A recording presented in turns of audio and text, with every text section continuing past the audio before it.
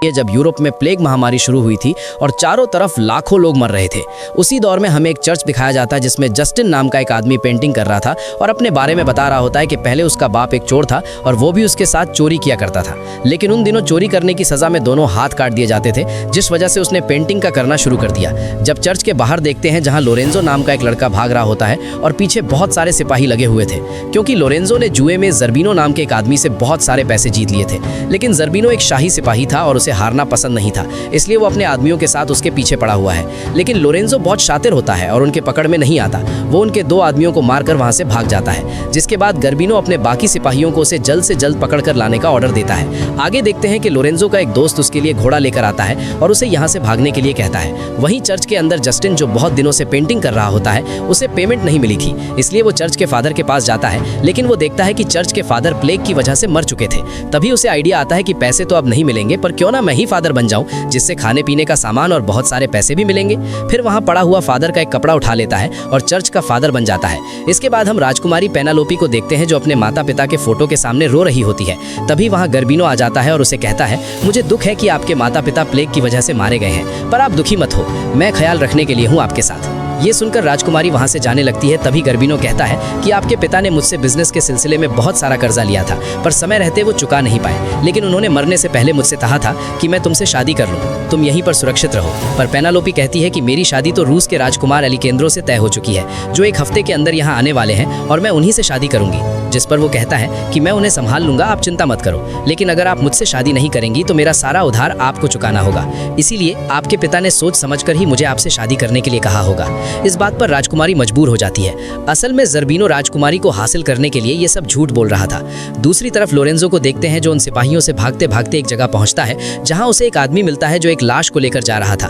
तो लोरेंजो के रास्ता पूछने पर वो बताता है कि यहाँ से कुछ दूर गाँव में एक कॉन्वेंट है जिसमें बहुत सारी नन रहती हैं, और इस मरे हुए आदमी को भी मैं वहीं से लेकर आया हूँ। ये उस कॉन्वेंट का गार्डनर था।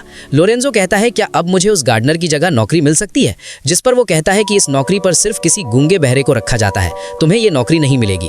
अब इस कॉन्वेंट में एक गूंगे बहरे को गार्डन के काम के लिए क्यों रखा जाता है, ये हमें आगे पता चलेगा। इतने में वो सिपाही आ जाने से लोरेंजो कॉन्वेंट की तरफ बढ़ने लगता है, पर कुछ दूर आगे जाने के बाद उसे एक आइडिया आता है, जिसमें उन सिपाहियों को चकमा देने के लिए घोड़े को आगे छोड़कर वो एक पेड़ पर चढ़ जाता है, और वो सिपाही भी बेवकूफ बनकर आगे चले जाते हैं। लेकिन उनके जाते ही पेड़ की डाल टूटकर वो नीचे गिर जाता है और बेहोश हो जाता है। फिर हम देखते हैं कि वहां पर कुछ नन आती है और लोरेंजो को बेहोश देखकर उसे कॉन्वेंट में ले जाती है, जहां ले जाकर उसे एक टेबल पर लेटा दिया होता है, और दो नन उसे अच्छे से देखने लगती है। उन्हें देखकर ऐसा लग रहा था कि वो लोरेंजो को छूने के लिए तड़प रही हैं। तभी एक नन कहती है कि हमें उसके कपड़े हटाकर देखना चाहिए कि उसे कहीं चोट तो नहीं आई है। तो वो उसकी शर्ट थोड़ा ऊपर करके देखने लगती है, तो उनसे रहा नहीं जाता और वो उसे छूने लगती है। लोरेंजो होश में था, पर वो बेहोशी का नाटक करते हुए इन सब का मजा ले रहा था।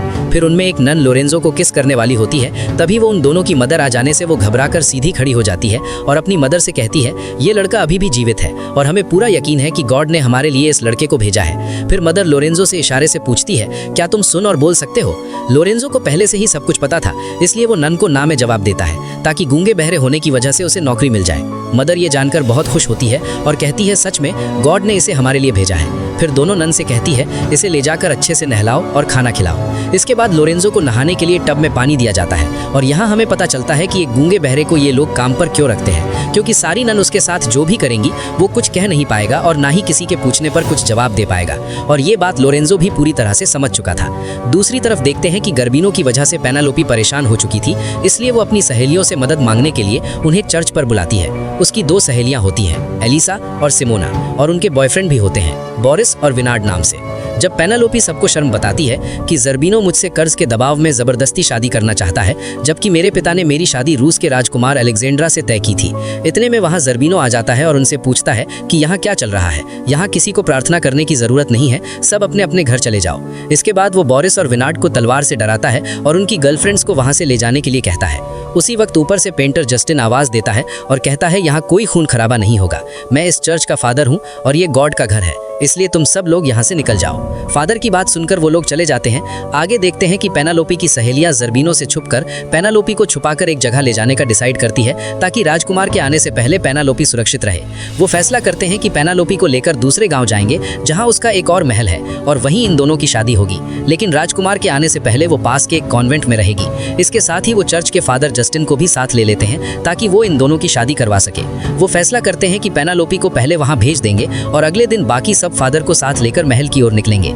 अगले सीन में पेनालोपी को घोड़ा गाड़ी से उसे कॉन्वेंट में पहुंचा दिया जाता है और ये वही कॉन्वेंट है जहां लोरेंजो रहता है। पेनालोपी के कॉन्वेंट में पहुंचने के बाद वहां की दो नन आकर उसे अपने जैसे कपड़े पहनाने लगती है। तभी पेनालोपी की नजर लोरेंजो पर पड़ती है और पूछती है कि ये लड़का कौन है। तो नन्स कहती है ये हमारा जनसन है और इसे हमारे लिए गॉड ने स्वर्ग से भेजा है।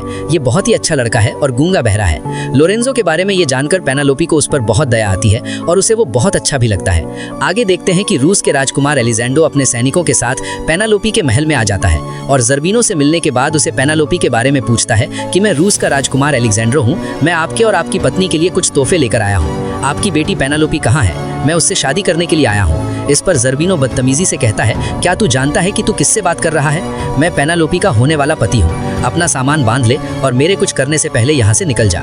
सुनकर एलेक्जेंड्रो भी अकड़ में जवाब देता है मैं इतने दिन सफर करके ये सुनने नहीं आया कि तुम मेरी राजकुमारी से शादी करने वाले हो।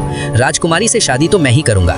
महल से बाहर आने के बाद एलेक्जेंड्रो को पेनालोपी का एक खास आदमी मिल जाता है जो उसे कुछ देकर कहता है इसमें सब कुछ लिखा है कि आपकी शादी एक दूसरे महल में पेनालोपी के साथ होगी।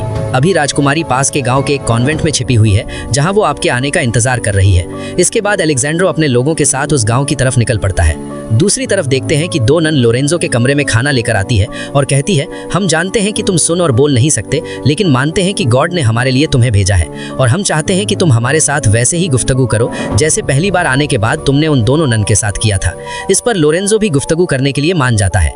उधर एलिसा और सिमोना अपने बॉयफ्रेंड और बाकी सबको लेकर जंगल के रास्ते महल की तरफ आ रहे होते हैं, पर रास्ते में जब उनकी बग्गी आगे निकल जाती है तो पीछे से दो लड़कियां आकर बोरिस और विनाट को इशारों में बुलाने लगती है। उन्हें लगता है कि ये गाँव की लड़कियां होंगी तो दोनों उनके पीछे पीछे चले जाते हैं। फिर देखते हैं कि वो लड़कियां उन्हें एक तबेले में ले जाती है और कहती है कि हमारे पास गाय है, तुम चाहो तो ताज़ा दूध निकाल पी सकते हो।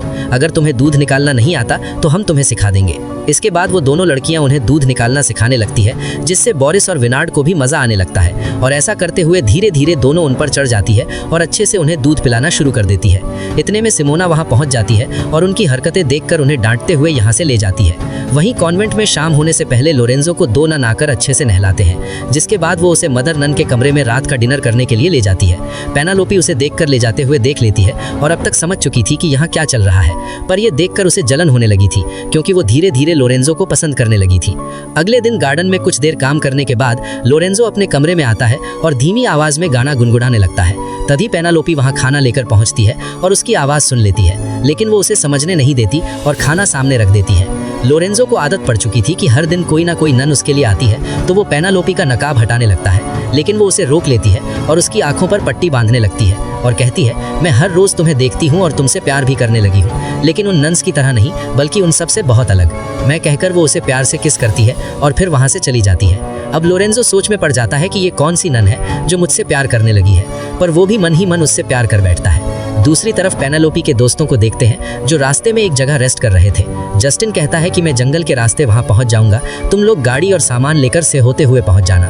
वहीं राजकुमार अपने सिपाहियों के साथ पेनालोपी को ढूंढते हुए जंगल से आ रहा होता है, पर रास्ते में ज़र्बीनो के सिपाही उन्हें घेर लेते हैं और तीर से उसके सारे सिपाहियों को मार डालते हैं। लेकिन राजकुमार जैसे तैसे करके उनसे बचते हुए वहां से भागने में कामयाब हो जाता है और काफी दूर आगे जाने के बाद एक तालाब के पास रुकता है और यहीं कहीं रास्ते में पेनालोपी के दोस्त भी होते हैं। इस तालाब में पेनालोपी की एक सहेली एलिसा नहा रही होती है और तालाब में पानी पीते समय राजकुमार उसे देखकर पूछता है तुम कौन हो? एलिसा कहती है मैं एक दुल्हन हूँ जो अपने दूल्हे का इंतजार कर रही हूँ। राजकुमार कहता है मैं यहाँ की राजकुमारी पेनालोपी से शादी करने आया हूँ। मैंने उसे कभी नहीं देखा पर उससे बहुत प्यार करता हूँ और उसी से शादी करूंगा।